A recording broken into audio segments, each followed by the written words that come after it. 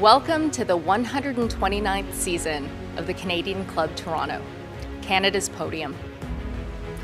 For over a century, this stage has united visionaries and leaders from politics, business, community, and the arts to share insights on the most pressing issues of our time. And with Canada in a pivotal moment, it's more important than ever that we come together.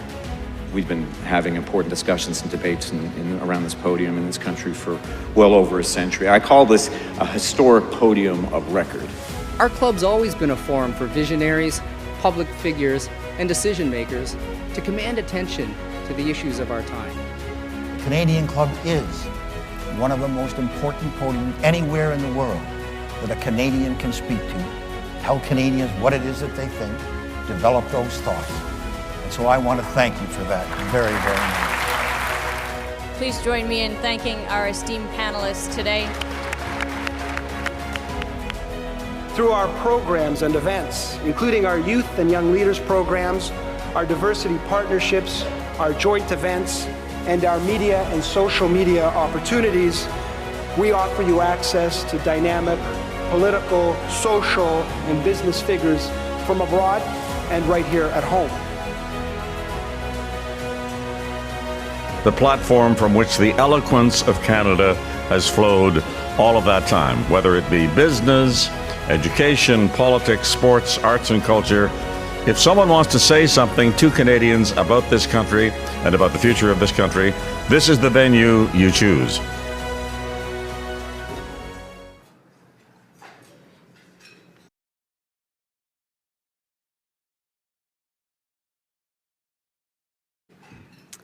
Good afternoon, everyone, once again, and a warm welcome to those joining online. Thank you for spending part of your afternoon with us. So it's my pleasure today to continue today's program. Today's discussion explores one of the defining economic and strategic questions facing Canada: how nation-building infrastructure projects can strengthen our competitiveness, expand global partnerships, and reinforce Canada's role as a trusted energy supplier.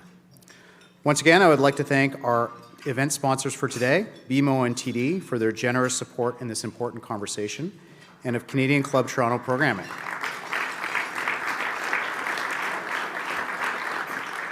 To our season sponsors, Canadian Bankers Association and the Carpenters Regional Council, and to our official airline sponsor, Air Canada, thank you. And also to Canada's Forest Trust, our nature partner who helped us reduce our carbon footprint from today by planting a smart forest in our honor. We are also pleased to welcome students joining us today from the York University Masters of Public Policy program. We're delighted to have you here with us today.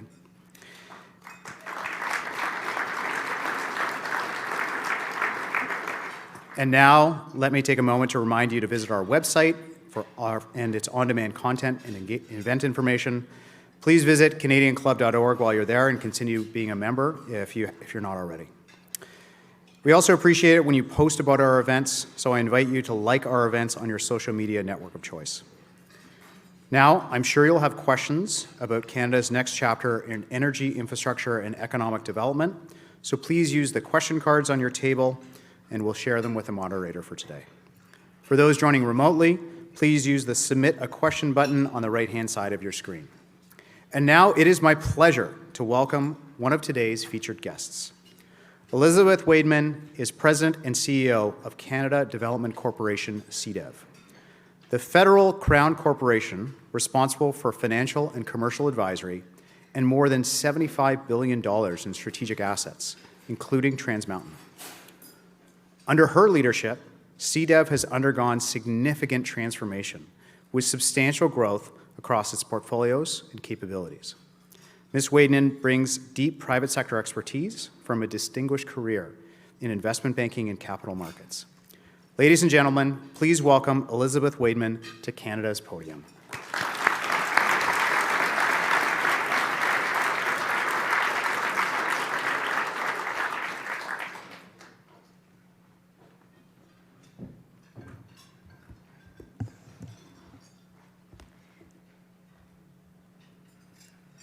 Good afternoon, everyone, and thank you to the Canadian Club, importantly, for convening this very important conversation And thank you, John, for your very kind and generous introduction. As was mentioned, I lead Canada Development Investment Corporation, or CDEV as we're known, the Government of Canada's platform for financial advisory and asset stewardship. We operate at the intersection of public policy and private capital, overseeing $75 billion in mandate and key strategic assets, including our crown jewel, Trans Mountain. Our role is straightforward: to bring commercial discipline, speed, and execution capability to some of the country's most complex and strategically important situations. And increasingly, that role matters now more than ever.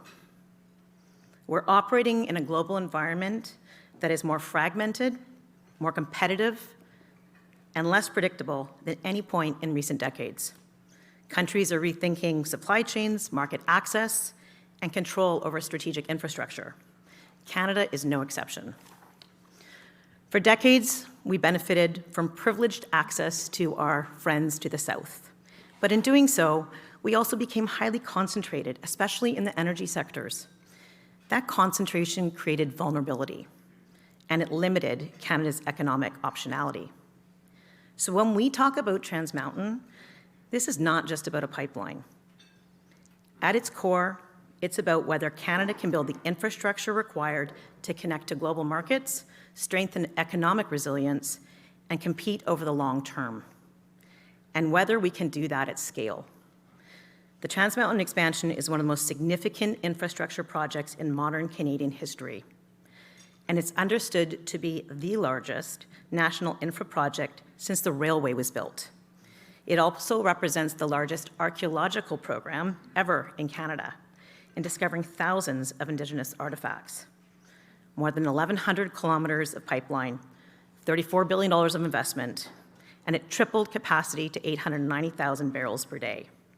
That is not incremental change. That is structural shift. It's important to briefly reflect on the decision to acquire and develop this asset. At the time Canada acquired it in 2018, the private markets were simply not ready to take on the risk. The acquisition and development, as we all aware, was quite controversial. But the Government of Canada stepped up with a clear strategic rationale. The project needed to be completed in the national interest. CDEV became the shareholder and Trans Mountain the operating company. And CDEV's role was not simply to acquire the asset, it was to ensure it was completed, financed, and positioned to deliver long-term value for Canadians. We view our role as a friendly yet challenging shareholder. We stewarded the project through turbulent times, and as it entered operations, we refinanced the balance sheet, saving $3.5 billion to the benefit of Canadians. For years, Canadian crude traded at a significant discount because we lacked access to global markets. Over a 15-year period, that cost Canada $50 billion in value. In just the first year of Trans Mountain's expanded operations, $13 billion in value was created through a narrowing of that price differential. And that matters at a national level. The Bank of Canada estimates that Trans Mountain alone contributed roughly 0.25 percentage point to GDP growth. These are not marginal effects, they are economically material. The importance and impact on Indigenous communities is significant. Of the 35,000 jobs created during the build, 10% of those were held by Indigenous peoples. And there's been significant economic opportunities with more than $6 billion in procurement opportunities for Indigenous nations. And from a commercial standpoint, $1.7 billion of capital has already been returned to Canada from 2025, with more to come. So looking forward, Trans Mountain is being actively optimized with potential to increase throughput by almost 30% through more throughput a day, which strengthens Canada's role as a reliable long-term energy partner, particularly in Asia. So this is what strategic infrastructure delivered with discipline looks like in practice. It shows that Canada can execute mega projects, and when we do, the economic benefits are significant. Canada has long questioned whether we could still get large-scale nation-building projects done. Well, we have done that. We have completed that with Trans Mountain. And we should all be immensely proud of that. I know I am. And how this has been a true game changer for the nation. It represents a fundamental shift in Canada's global position. And increasingly, there's recognition that we must build again and build with greater speed, greater confidence, and strategic purpose. And in many respects, Trans Mountain was built for this moment. Last week, Minister Champagne remarked, "Energy is destiny." The Prime Minister has said, Canada has what the world needs. And we know that Trans Mountain helps ensure Canada can deliver it to global markets. And now turning to the leadership, to Mark. Projects of this scale require leadership capable of delivering under pressure and sustaining performance over time. Since joining Trans Mountain in 2020, Mark Mackey has helped guide the project through its most challenging phase and helped lead it into successful operations with the benefit of his deep expertise from decades in executive roles at Enbridge. Today, he is leading the next chapter. I've had the opportunity to work closely with Mark over the past several years, and what stands out is his steady leadership through complexity. There is no one here better positioned to speak to what this asset represents for Canada going forward. So with that, please join me in welcoming Mark Mackey.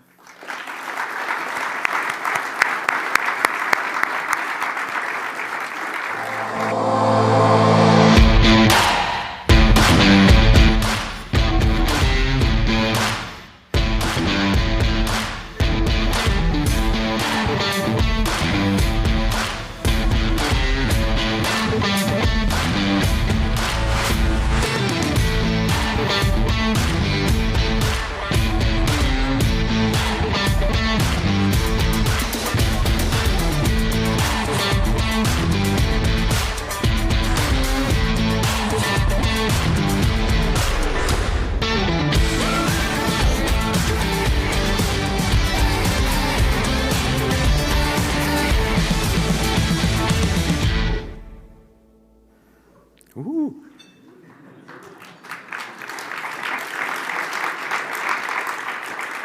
Well, it is very much an honor to be here today at the Canadian Club. We were wondering at the table if perhaps the liquor took its name, given the 1897 reference and tariffs being an issue at our table. I want to first off thank Elizabeth for that wonderful introduction. She's incredibly kind as it relates to me personally. But it's really very much about the 800 employees at Trans Mountain today and the roughly 120 or so contractors that make the system work every day. So first off, I want to thank them for the opportunity to be here today along with the people here in the room. Elizabeth touched on some really important metrics in her conversation. And I can say for sure we've worked very hard to make sure that we meet our targets since we began operations. And the other thing I would say is she is a challenging shareholder. And so we are very, very lucky to have CDEV as our owner. I want to start maybe with a little bit of context for people in the room. And on the screens around here, you see the map of the system. And where the system originates, it's basically two pipelines now. The big expansion project that Elizabeth referenced was completed in 2024 and entered service on May 1. And so now we have two pipelines that flow from Edmonton to the Vancouver Harbor area. And the primary market for the oil that leaves Edmonton is either Washington State. There's a refining complex down there, and we take care of about a third of what they require. About 100,000 barrels a day goes into the BC market, part in the form of refined products, part in the form of crude oil, that goes to what was the Parkland refinery and now Sunoco in Burnaby. And finally, the balance is exported off the dock. And I'm going to show you in a minute one of the things that people in this room and people of Canada should be incredibly proud of in terms of infrastructure and what was built. The system last month, capacity of those two lines is about 890,000 barrels a day. Last month in April, we moved about 850. So we have a little bit of room in the system. For Canada, that's okay, but that's not a great place to be. We need to have more room. And the reason for that is flexibility to markets, and so we get a better price for our oil. One of the most compelling numbers in Elizabeth's comments is how much Canada gave away to the markets in the United States because of the price that we realized for our oil was lower than it should have been. And it's often referred to as a crude oil price differential. They're basically comparing Western Canada Select, a heavy barrel, against West Texas Intermediate, a lighter, more commonly used barrel.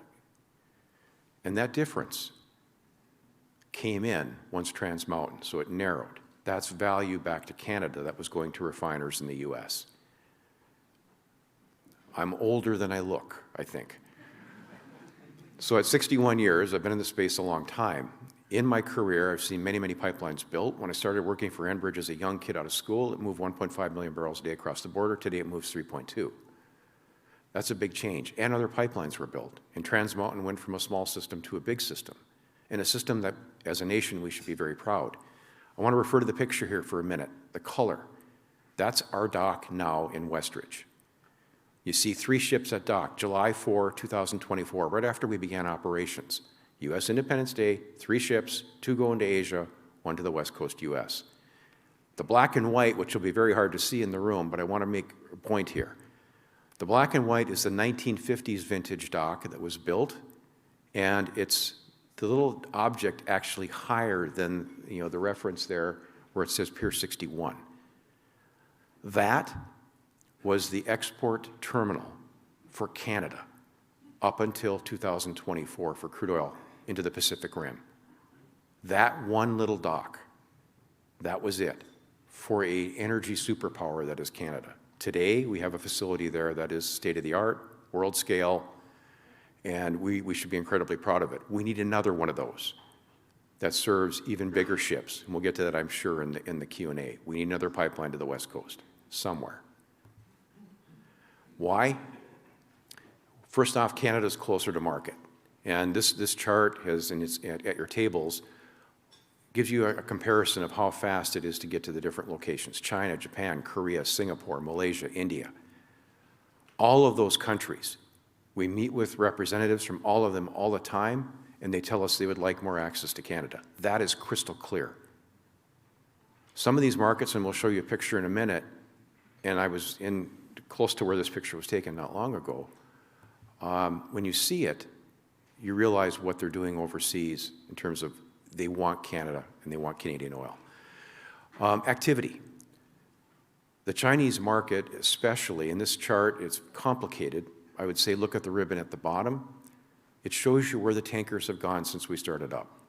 And what you see increasingly in the black line up on top shows you the percentage going to Asia. Around 75% today heads that way, heavily to China. That's a big change in global trade. Elizabeth mentioned the GDP statistics.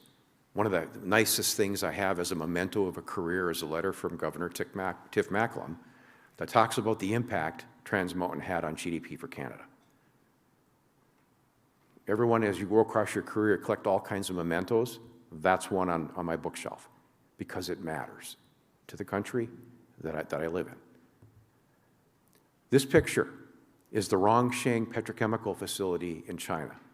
There's 2 facilities here. There's an 800,000 barrel a day refinery and an 800,000 barrel a day petrochemical facility. As you sit at the observation buoy, this location here, by the way, is a drone picture. But if you stand on the observation platform for this facility, you gaze at it, and you look across it, and then you understand the story here. It was a person who had a vision to basically integrate his supply chain. He was a fabrics manufacturer, synthetic fabrics, rayon, nylon, Gore-Tex. It's all petrochemical. And he wanted to basically control his supply chain. He went all the way back to the refinery, petrochemical facility, and then the production of the materials. This facility, 800,000 barrels a day on the front end, is bigger than any refinery in North America, any of them. The biggest in Texas is about 630 a day, 630,000 barrels a day. This one's 800,000. The petchem facility on the back end is 4 or 5 times the size of the biggest in North America. So when you walk out and you look at this and you gaze across it from one end to the other, you realize, holy cows, this is different. And this is one of our customers off of our system. They want Canadian heavy oil. Why? Canada's a reliable trading partner, honors its deals, reliable supplier. In a world that's full of turmoil, Canada stands out. And we've got the resource. The resource is there for a very long time to come. And finally, the yield they get for petrochemicals, what they want, is better with Canadian oil. So this is one of our customers. There's other facilities on the way to see this one that we cross that look similar. India, even bigger facilities, 1.2 million barrel a day refinery on the western side of India. They are a logical customer for Canadian heavy oil and a great diversification play. If we want to move the economy in Canada, we need to gear up and jazz up our energy industry and build more pipelines and build more production, and the wealth will follow. I'm going to throw a few statistics here. I'm going to pass over those. And then this is something we're very proud of, because it gets at one of the myths around the Trans Mountain Pipeline that bothers me, and on occasion people got to scrape me off the ceiling in the office. The company is now returning money to the owner. Elizabeth touched on it, $1.7 billion, $100 million of fees, $600 million of interest, $1 billion of dividends. If Kramer were up here beating on something, he would have been happy with the performance of the company, if you watch Mad Money. Next year, we'll do a little better. And if the company continues on the path it's on, in terms of expansion of the thing we just built to its full potential, by the time you get to 2029 or 2030, Canada will have an incredibly valuable asset, unlike any other in the world.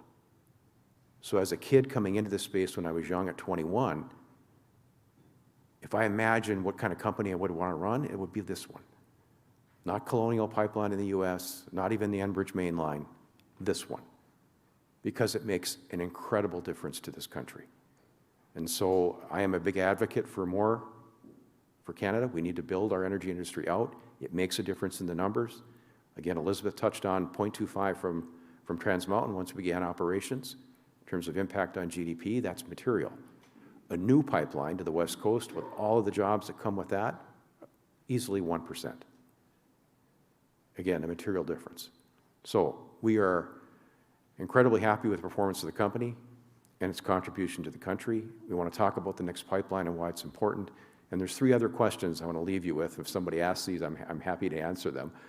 You know, will Canada ever get its money back? We laid out a path to that at a hearing not long ago of the Standing Committee of Natural Resources in Parliament. And yes, Canada can get its money back. There's no question. Just got to be a disciplined owner, disciplined investor, no problem, we'll get there.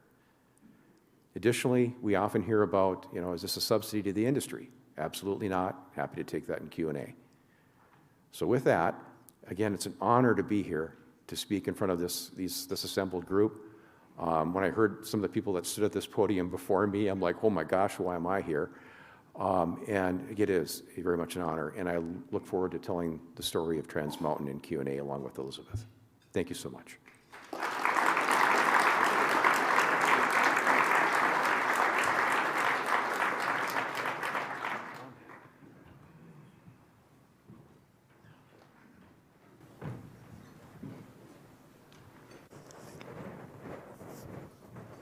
You're the rose between the thorns. I'll take that.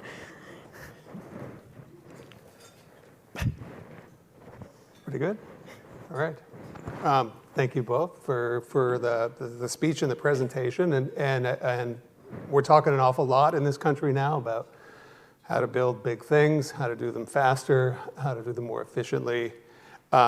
So let's start with the history of the Trans Mountain expansion, if you don't mind, and then we'll cast forward a little bit. Obviously, 2 years now you've been running, but that did come with significant delays and very significant cost overruns. So what did Trans Mountain and what did the government of Canada, as the owner of Trans Mountain, learn from that process that you can apply in the future? It's for both of you. Let me take that one maybe to start. First off, the world changed from whenever the initial number was put in on the Trans Mountain expansion project to when it was completed. And I can take, an example of a project right before Trans Mountain was actually executed and one that now is going into execution. and talk about how much costs have increased. They're similar sized projects. So one Trans Mountain built itself was through, of all places, Jasper National Park and Mount Robson Provincial Park. Cost of the project was around $600 million. It was about 140 kilometers of pipe, something like that. Similar sized project is being done by one of the big pipeline companies in British Columbia. A couple spreads and a couple compressor stations. That one is $4 billion. So about 10x, big round numbers. If you think about what the original numbers that were talked about for Trans Mountain were in the 5 to 7 billion range, and then what it turned out to be at 34, that reflects what happened here. We can show pictures of construction back in 2005, and it isn't like it was the Stone Ages. What was being done by people on the project, it was the state of the art at the time, and it would be the state of the art today pretty much anywhere else. Between 2005 and when we began really execution in 19, the world changed. We made it incredibly hard to get anything done. Multiple layers of regulation, that needs to be fixed, and there is a move afoot to do that. So the world changed in that period. So when people talk about the cost increases and they flash up old numbers, it's like comparing a PC cost 20 years ago to today and what the capabilities are. They're entirely different, but reverse order. The other thing I would comment on is, there were some things that were out of anybody's control that did happen. COVID, fires, floods, those had a very significant, knock-on effect to the company. The flooding in particular. So I would say there's external events, exogenous events, a change in how the company approached mega projects, or how the country approached mega projects, and the regulation that we created around it. We can give many, many examples of how that ran amok in our project. We've got to fix that. And Major Projects Office is on it. We talked to them a lot about what we learned from the project, and it's being picked up in either legislation or changes in rules. Yeah, I might add a couple of other additional perspectives. I'll bang that drum hard on the regulatory piece, because I think that was a massive, we got in our own way, right? I think the amount of regulation, whether it's municipal, provincial, federal, like it was onerous, and it cost a lot. It cost a lot because of that, the regulatory and the permitting challenges. I think a big piece that we need to talk about is the Indigenous component. And that pipeline through that 1,100 kilometers ran through many, many different territories. And the complexities around respecting the Indigenous nations, there's 127 or so Indigenous nations impacted or in the vicinity.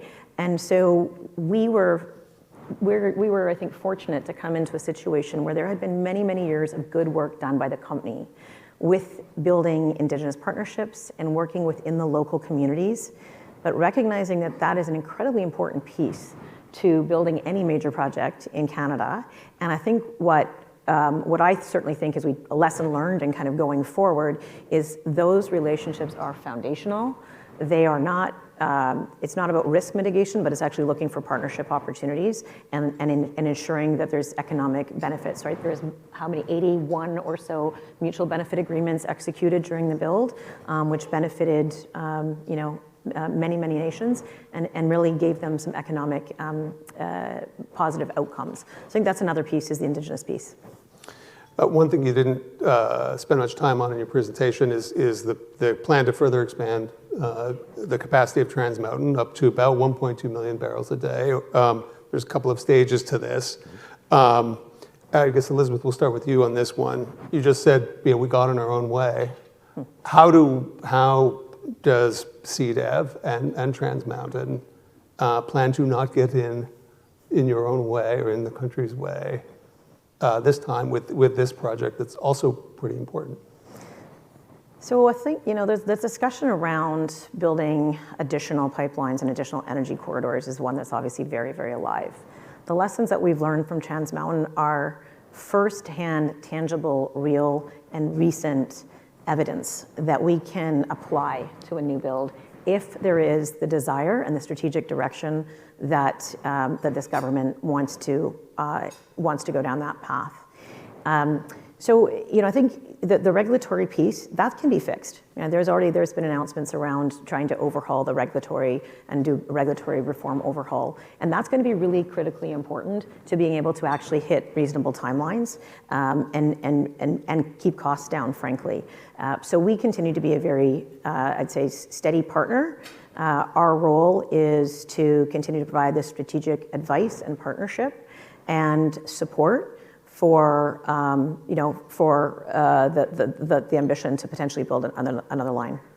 I would probably add into that just that the expansions or the optimizations of what we already have, basically they are largely working on the existing facility. There's about 30 kilometers of pipe that we'll need to build in BC that'll replace a piece of pipeline there. So the regulatory process that's involved with that type of work is much more narrow. Mm-hmm. One of the issues with the original build went through a regulatory process, was approved and basically started, and then the court came along and basically quashed the certificate for the company. So you had to basically rewind and do everything over. And again, that was part of the change, the way the company and really the Crown needed to engage with First Nations. That was found faulty and had to rewind, and that was a substantial cost in terms of time, restart, and so forth. That should not happen with the regulatory approach that we're following with the expansion that we have in front of us now. It was a very interesting chart that showed the growth in Asian buyers as and how it's changed significantly, really, in the 2 years since the expansion's been up and running. Now we have a conflict in the Middle East. We have a daily drama over the Strait of Hormuz. So has that changed the conversations between Trans Mountain and Canada with Chinese refiners, Asian countries looking for energy security? And if so, can you give us a bit of color on those conversations? For as long as I've been sitting in the chair I am now, and actually beforehand, there's been a lot of interest from China and India in Canadian resource. Well, why? It's diversification. So they got that. They were on that concept before Trump was elected, and so it's been on people's minds. The tariff and trade issues, that definitely piqued people's interest and got people talking across the water. And then new prime minister with a different regime and a different desire for what he wanted to see happen here in Canada. I think that very much changed the narrative. And then finally, yes, the conflict. All of those things together have, I think, really put an exclamation point on Canada is a great place to do business. It has an incredible blessing in terms of resource. And if we hear anything from the other side, it's, can you go faster? Speed, and can you go faster? What can you do now? And is the change going to be enduring? Yeah, anything you no, I think that's absolutely right. Look, I think Canada is recognized as a very stable partner, right? And I think in terms of energy security, where the demand for global resources continues to be, robust, the energy transition is slow. There is, significant demand, to Mark's point, from Asia and other markets. So I think Canada continues to be, I think there's an opportunity to double down on that and recognize that what we have is exactly what the market wants. And we have the ability to further strengthen those partnerships and diversify our customer base, frankly. Will, I've got a couple more Trans Mountain questions, then I want to ask you about the Alberta project. Will the government of Canada ever divest Trans Mountain? And if so, what's how should people think about the criteria for doing so? This asset is a tremendous asset. It's actually a spectacular asset for the country. And as part of our mandate, I would say we're regularly looking at ways to continue to optimize, to create value, ongoing value creation opportunities. We talked about the mainline optimization work, which is incredibly important. I think this moment is one to assess what we have. It's a strategic piece of infrastructure, and the prior narrative had been that this should be returning to private hands. That was in a different market, and that was in a different time. And so I think this is a strategically important asset that can continue to add a lot more value to Canada and to be utilized in potentially other ways, talking about other energy corridors and opportunities for growth. That said, I'd say a big part of our role is consistently having the finger on the pulse of what is the market, what are the opportunities for Trans Mountain, and keeping all options on the table. But just look where we are, and look how important energy security is, and look how incredibly profitable this asset is. There's a lot. I'd say there's a lot of merit to holding on to it and realizing that full value. Yeah, I for sure think there's a number of things, and we are working on them to add value to the system. There should be no rush to move this out into the private sector at all. We would be, as I care about everyone in the room, everyone's a taxpayer. In the taxpayer's interest is to hold this for a while, get things done that add a whole bunch of value to it before you even think about monetization. So I'm 100% with Elizabeth. But the intention has always been to give Indigenous communities a stake in this, and that has been a sort of long and, from the outside anyway, apparently slow-running process. So why can that not happen a little faster? Yeah, so the Indigenous economic participation piece is very important. And there has been some progress, and then it's I think, a very important and thoughtful step that needs to be taken. We are leading that work, the CDEV team, along with the Department of Finance. And I think it's around timing and the strategic view on Trans Mountain. We've talked about the Indigenous benefits already from the pipeline, but it is complex, and this does take some time. There's 127 nations involved. And so I think it's absolutely still on the table. And I think the question is, how does it look? And what's the right timing strategically to do the Indigenous economic participation piece vis-a-vis all these other things that we're talking about, right? Optimization, considering another line, the incredible importance of the strategic asset. So I would say that it is important and it will happen, but there's other strategic pieces that I think have to be sorted out to make sure it's the right timeline and being very thoughtfully progressed.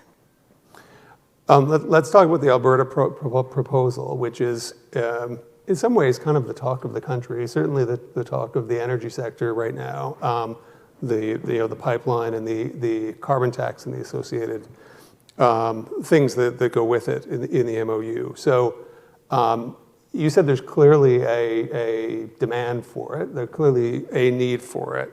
You're advising Alberta on some of the technical aspects of it. So tell us about that process, north or south. What are the sort of pros and cons? Take us a little bit behind the veil of the thinking on that. Okay, well, first off, I would be one that would be thinking you're not served well by declaring a corridor north or south just yet, because you have a lot more work to do. Starting with, first and foremost, Indigenous engagement. And so, that's in flight. Alberta is leading some of that now. But I think there's a lot to learn yet. So I would be inclined to, actually maybe go with two for now. And so on the routes, I would be take your time. Don't be in a rush to declare a north or south route. With respect to the work that Trans Mountain is together with Enbridge and South Bow, we're advising on the technical side of what would it take or how much would it cost, what's a good route if we're going to go north or south, for the pipeline, and to give you some of the basic building blocks to do a submission to the Major Projects Office. And so that's Trans Mountain's role. But there's a lot of things besides route and the pipeline and the size and where should it go and what should the port look like that go into an application like that. So there's lots of work to do yet is probably the short answer. And I think not enough work's been done to declare this is the route.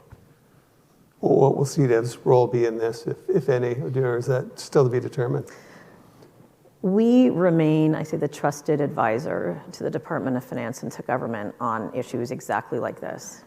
And we will continue to provide that support. Obviously, we have the first-hand experience and expertise from having done the expansion project, so I think we are very well placed. And again, I think there's a lot, as Mark said, there's a lot of critical thinking right now. We are at a different stage, where this is a robust revenue generating, EBITDA positive business that is also can be used, I think, quite differently in the context of thinking about another pipeline. And so we are very active, I say, in that dialogue and helping to support thinking and analysis around it. I was in Calgary not that long ago, and I would say there's a bit of skepticism, like that project can get done. Obviously, there are still aspects of the MOU still being negotiated, but should Albertans be confident that that project can get done on some sort of a reasonable time frame? It matters a lot to them. I think there is a true will to see another West Coast pipeline done. I think there is reception to that in the western provinces. So I think there is more and more optimism about that. In fact, if you look at, say, the news feeds from the last the quarter, Q1 for the public companies is out, and you listen to some of the commentary from the CEOs, yeah, they're focusing on aspects of the MOU, and we got to advance them, and they're looking for certainty, more certainty. But now increasingly you're seeing sprinkled in the comments, we need a West Coast pipeline. And it's all the reasons we touched on in our comments. It's diversification of markets for Canada. This is a huge opportunity for the country. The political dynamic now in the country, I think, supports it broadly. Even in BC, the concept of a pipeline is seen as being very strategic. So I think the environment is right. You share this confidence. So yeah. I would just try to take a step back and say this is about market access for Canadian oil. And what's the best way and right way to try to surface value and get those molecules into customers' hands? And quite simply, if there's not the capacity to do that with the existing pipeline, for me, this is a market access question for the benefit of the whole country. And so that I'd say is the lens that I would approach it on, is this is critical infrastructure to be able to provide global market access for our product. The Premier has talked a bit about 2 million a day increase in production in Alberta. And if you think about the pipelines that have talked about optimizations, whether it's Trans Mountain for 300,000, Enbridge has got 2 tranches, 150, 250. And then the South Pole project with Bridger down in the States, you add all that up, you need another pipeline. And that's all about accessing the markets. U.S. is a happy recipient of Canadian barrels, but also making sure we diversify and go places other than the United States. I'd like to just turn the spotlight on CDEV just for a minute on some of the other aspects of it. Obviously, we've been focused on Trans Mountain here, but there are other parts of it, the Indigenous Loan Fund, Hibernia, and so on. And recently we had an announcement from the Prime Minister about the creation of a sovereign wealth fund. So we're going to have a sovereign wealth fund. What's CDEV's niche in a world where we seem to have kind of, frankly, multiplying government investment vehicles? Where do you guys play? Well, I love the way you started that, which is I want to shine a spotlight on CDEV. So I love that because I think we are doing some really important work, and I'm very happy to talk about it also in the context of the Prime Minister's announcement of the Sovereign Fund. So the role that we play is really unique. So we are the trusted financial advisor. We have the financial and commercial expertise that does not exist elsewhere in government. So what that means is we work across many departments. I report to the Minister of Finance, but ultimately what we do benefits many ministries. And we've got active files with many ministries right now. Our expertise is unique, and I think it's very well suited towards helping to lean into the Sovereign Fund. I think there's a lot of work underway right now, and we are part of that, as are other Crown bodies, to really be thoughtful. I think, what is the purpose? What's the objective we're trying to reach? And what's the right way to structure that? And I think a big piece that we help well with, and you talked about some of our portfolio companies, is that concept of taking policy objectives and operationalizing them.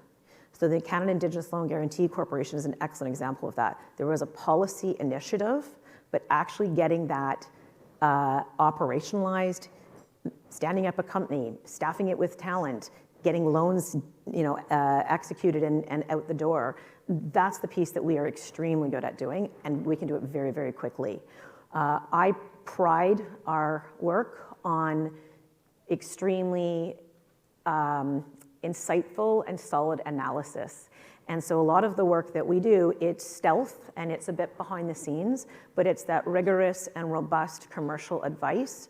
And so when you think of putting the sovereign fund together, we are a logical partner to help in those conversations, and potentially a partner to help set that up depending on where the Prime Minister's mind is on that. So how quickly will you be able to deploy the $10 billion, for example, in the Indigenous loan guarantee? So we are off to a great start. Within a year of the program being incorporated, we'd issued our first loan guarantee for $400 million. We issued a second one earlier this year, and we have a pipeline right now of $2 billion, which we expect to deploy over the next coming year or so. The reality is that there is huge demand. There's huge demand for this, for the loan guarantee program. The genesis of the program was simply to provide better access to capital for Indigenous nations who, for various reasons, have not had appropriate access to capital to enable them to buy and be equity owners in major projects. So we're feeling very optimistic. I'm looking at my CEO of the Indigenous Loan Guarantee Program. There's a very robust pipeline, and I think that, frankly, $10 billion does not scratch the surface of the opportunity set in Canada. All right, we're almost out of time, but I'm going to press on one follow-up question to something I asked earlier. Is there a case, just to make sure I come away from this with a clear answer, is there a case for the government of Canada to own Trans Mountain in partnership with Indigenous groups forever? To permanently hold it?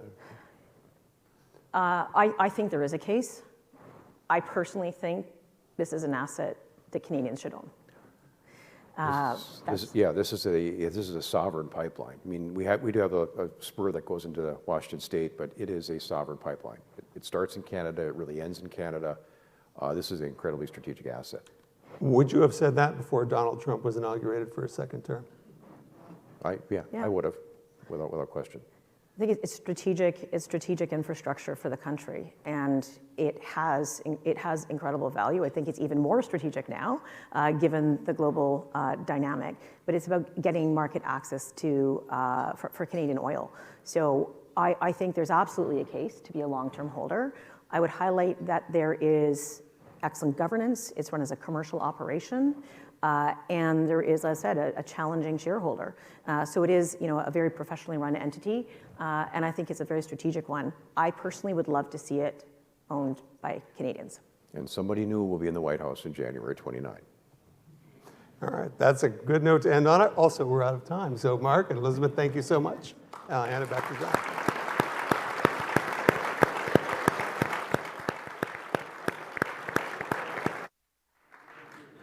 So thank you, Mark and Elizabeth, for such an insightful and timely discussion. And Derek, thank you for guiding today's conversation.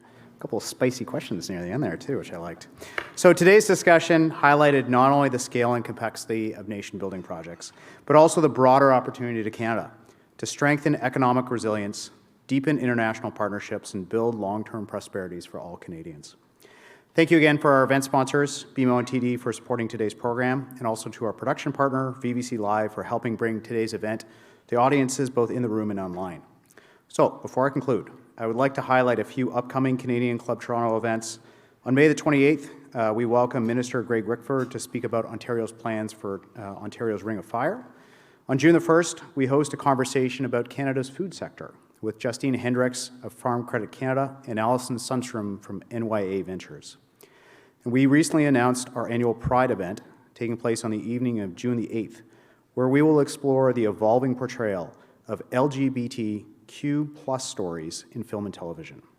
We hope you will join us for these important conversations as well.